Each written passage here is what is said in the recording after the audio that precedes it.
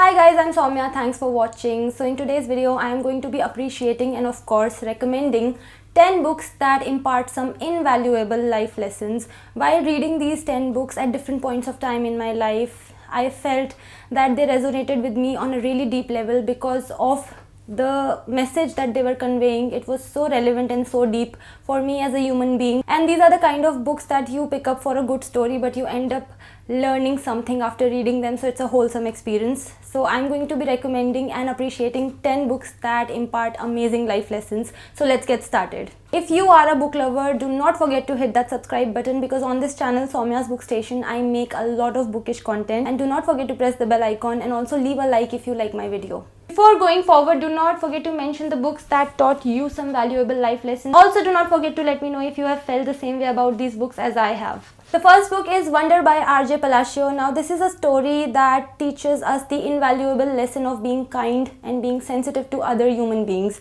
It's a story of a 10-year-old boy named August who has a face that is formed differently. So from a very young age, he knows that he is different from other people and not in a good way, because people often look at him, make fun of how his face looks, often even get scared. So till the age of 10, he is homeschooled.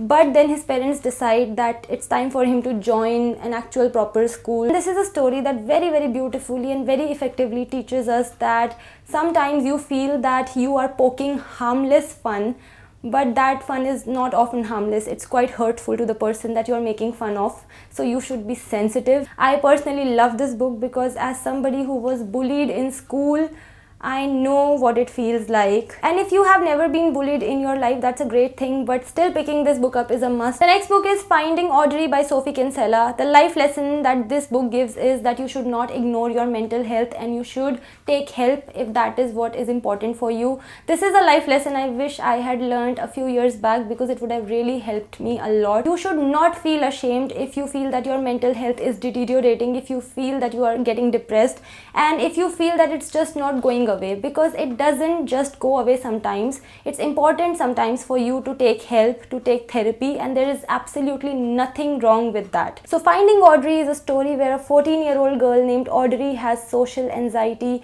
and depression because of getting bullied by her schoolmates. So as a result of that, she stays at home. She has difficulty in communicating with people. And what makes this book extremely important is that it talks very easily about how Audrey attends regular therapy sessions and how they help her and how her family is understanding. And of course, the topic of bullying is also taken care of in this story. Audrey becomes friends with her brother's friend Linus and they have a good time together. They form a chemistry. Not only does this book handle some really serious and heavy topics, it is also a really sweet and a cute story to read. The next book is An American Marriage by Tayari Jones. Now this is a story that I highly recommend, and the life lesson that it teaches us is that much of what happens in life is a result of circumstances and you cannot always blame people for hurting you.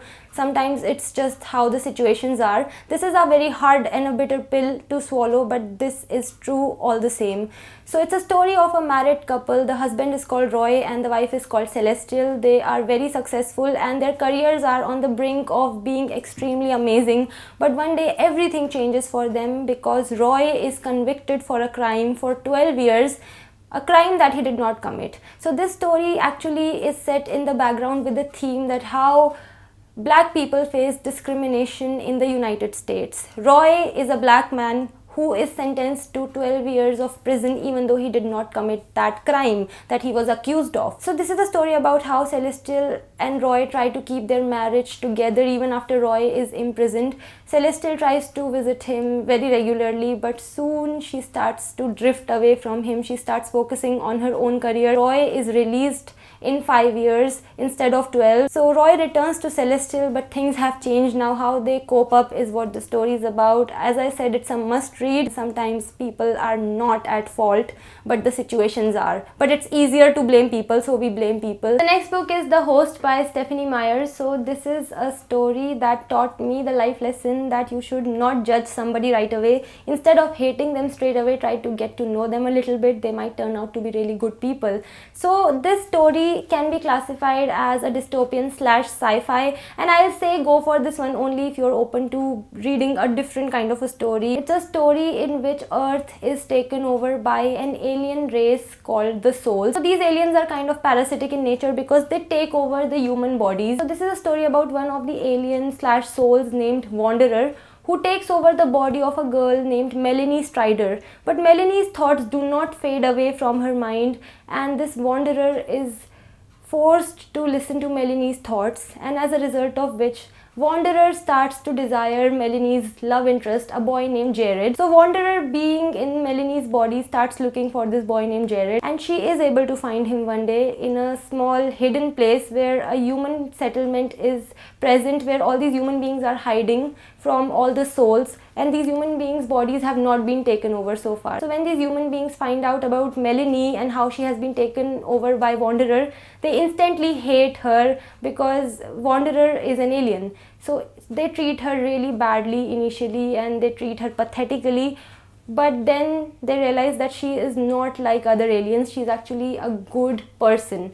So that is what this book is about. The genre in this book, apart from sci-fi and dystopian, is also romance, which makes it an engaging read. The next book is The Girl with the Dragon Tattoo. This is the first book in the Millennium series. So this book for me was inspiring to read because of the character of Lisbeth Salander, because she's one of the most badass and most fearless characters I have read about. And so whenever I used to read about her character in the story, I used to think that you don't need to have an intimidating appearance to be intimidating. That is an attitude that you carry. So The Girl with the Dragon Tattoo is a psychological thriller and a page turner at that. This book does not let you rest at all. I am yet to read the next books in the series, but I have the next two on my bookshelf and I'm going to pick them up this year itself. So the story starts with a Swedish journalist named Michael losing a case against a billionaire against whom Michael had made some allegations. So Michael is a journalist as well as a part owner of a Swedish political magazine called Millennium. Another industrialist named Henrik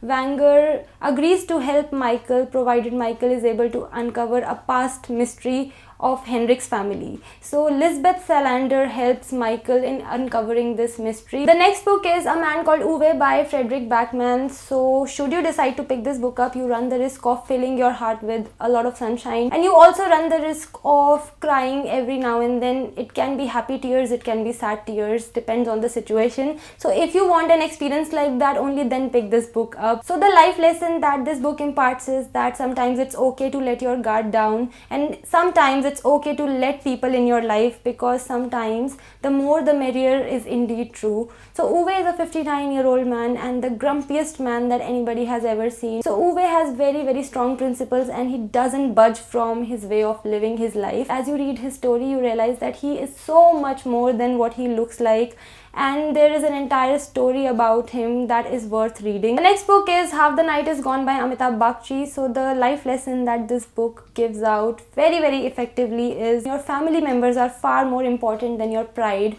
and being adamant is not going to take you anywhere. But if you lose the love of your family members, that is going to make you feel empty. So the story is of a celebrated Hindi novelist named Vishwanath, who loses his son in an accident and he's heartbroken, and to cope up with his broken heart, he writes a story that talks about the household of a man called Lala Moti Chand. So this book has two plots going on within its story. The first plot is of Vishwanath as he writes his story and as he writes letters to different people, and the second part of the book is talking about the story of Lala Moti Chand and his household and his son. That even though it has a story within the story, all of that comes together very seamlessly. It does not seem forced at all. In fact, it seems very natural how the story of Vishwanath goes and how the story of Lala Moti Chand, which Vishwanath is writing, goes. The next book is The Kite Runner by Khaled Hosseini. This is one of those evergreen books that you cannot recommend enough. So the life lesson that this book gives through a very painful story is that you should always speak up against injustice, even if it means ignoring your own selfish interests, because if you don't do that, your conscience will always trouble you. And this takes place in Kabul in Afghanistan. So Amir is the son of a wealthy man and Hassan is the son of his servant, but they are two really good friends, and Amir really wants to impress his father. So the only way to do that is to win the kite flying tournament. So Hassan promises Amir that he is going to help Amir win the kite flying tournament. On the day of the tournament, something terrible, absolutely horrible horrendous happens with Hassan. So that is what the story is about, how they grow up and how eventually Amir's family has to flee Afghanistan and has to go to America because of the war that ultimately ends up taking place in Afghanistan. So it's a very profound story but gets disturbing from time to time. If you have a strong heart, go for it. I'm pretty sure that a lot of people have already read this book, but if you haven't, you should consider picking it up. The next book is The Fault in Our Stars by John Green. This is again one of those books that everybody has read and everybody knows the story, but I cannot help mentioning this book because it again taught me a very important lesson the moment I started reading it, and that is that you only get one life and you should be grateful for the life you have, because people have terminal illnesses and even they try to live life to the fullest. 16-year-old Hazel Grace Lancaster, who has thyroid cancer, falls in love with a 17-year-old Augustus Waters, who is an amputee. And as we read this book, we get to read one of the sweetest, most adorable and most impactful stories ever. I'm saying a lot of good things about this book because that's all I have to say about it. The next book is Circe by Madeline Miller. The life lesson that I got from this book is that you should always believe in yourself and you should never write yourself off,